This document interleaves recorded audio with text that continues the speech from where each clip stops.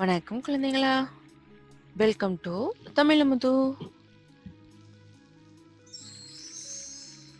இன்னைக்கு நம்ம பார்க்க போற கதை என்ன தெரியுமா? பேராசை பெரும் நஷ்டம்.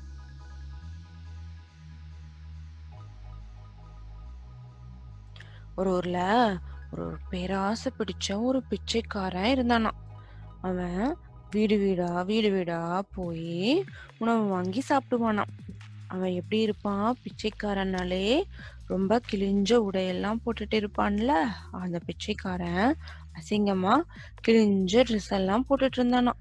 ஒரு பழைய கோணிப்பைய எடுத்துட்டு அவன் அதுலதான் பிச்சை வாங்கி சாப்பிடுவான்.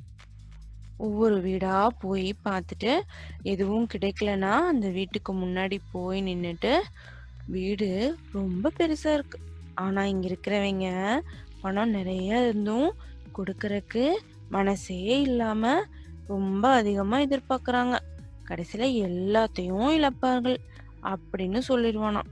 ஒரு வீட்டுக்கு முன்னாடி நின்னுட்டு இன்னொரு வீட்டுக்கு போனானா. அங்கேயும் அவனுக்கு உணவு கிடைக்கலையாம்.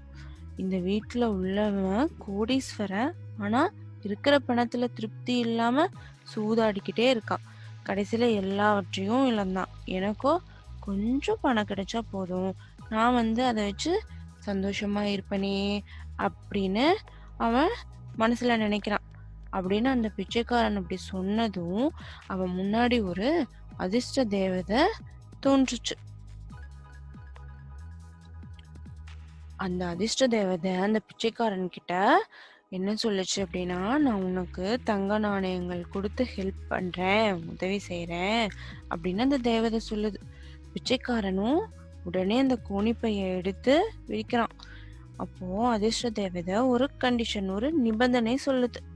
கோணிப்பையில விழுகிற காசுகள் எல்லாமே தங்கமா இருக்கும், அவை நிலத்துல விழுந்துருச்சு அப்படின்னா அதெல்லாம் தூசி ஆகிடும் அப்படின்னு ஒரு கண்டிஷன், ஒரு நிபந்தனைய அந்த பிச்சைக்காரன் கிட்ட தேவதை சொல்லுது. பிச்சைக்காரன் ரொம்ப சந்தோஷமா அதை ஏத்துக்கிறான். அதிர்ஷ்ட தேவதையும் கோணிப்பை நிரம்பியதும் தங்க நாணயங்களை கொட்டுவதை நிறுத்திடுது. ஆனா உன் கோணிப்பையில் இருக்கிற நாணயங்கள் உன்னை அரசனை விட பணக்காரனாக்கும், அது போதும் தானே என்றது அதிர்ஷ்ட தேவதை.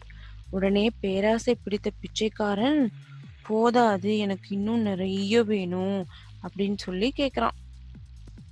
அதிர்ஷ்ட தேவதை மேலும் சில தங்க நாணயங்களை கொட்டி விட்டு, கோணிப்பையில இதற்கு மேல இடம் இல்லை, இதற்கு மேல் இந்த கோணிப்பை தாங்காது அப்படின்னு அந்த அதிர்ஷ்ட தேவதை சொல்லுது. ஆனால் பிச்சைக்காரனும் இன்னும் கொஞ்சம் வேணும், இன்னும் கொஞ்சம் வேணும் அப்படிங்கிறான். தேவதை என்ன பண்ணுது? மேலும் கொஞ்சம் தங்க நாணயங்களை கொடுத்து தேவதையும் மறைந்தது. தேவதை அப்படி சொல்லிட்டு போயிருச்சு. பிச்சைக்காரன் என்ன பண்றான்? கோணிப்பைய தூக்க முயல்றான். மறு செகண்ட் என்னாச்சு அப்படின்னா கோணிப்பை கிழிஞ்சிருச்சு. அதுக்குள்ள இருந்த நாணயங்கள் எல்லாம் கீழே விழுந்து தூசி ஆயிடுச்சு. தேவதையும் மறைஞ்சிட்டாங்க. பிச்சைக்காரன் ரொம்ப திகைத்து போய் நிக்கிறான். மேலும் அவனோட பேராசையால் அவனுக்கு ஏற்பட்ட இழப்பை உணர்ந்தான். இந்த கதையில இருந்து நமக்கு என்ன நீதி கிடைக்குது குழந்தைங்களே? எப்பயுமே நம்ம கிடைத்ததை வைத்து வாழ வேண்டும். பேராசைப்பட்டால் உள்ளதும் போய்விடும். பேராசை பெரும் நஷ்டம் இல்லையா? அப்போ நம்ம எப்பவுமே நம்ம கிட்ட இருக்கிறத வச்சு நம்ம திருப்திப்படணும். ஓகே, வணக்கம். இந்த கதை உங்களுக்கு பிடிச்சிருந்துச்சுன்னா கண்டிப்பா ஷேர் பண்ணுங்க, லைக் பண்ணுங்க, சப்ஸ்கிரைப் பண்ணுங்க. தேங்க்யூ, பாய்.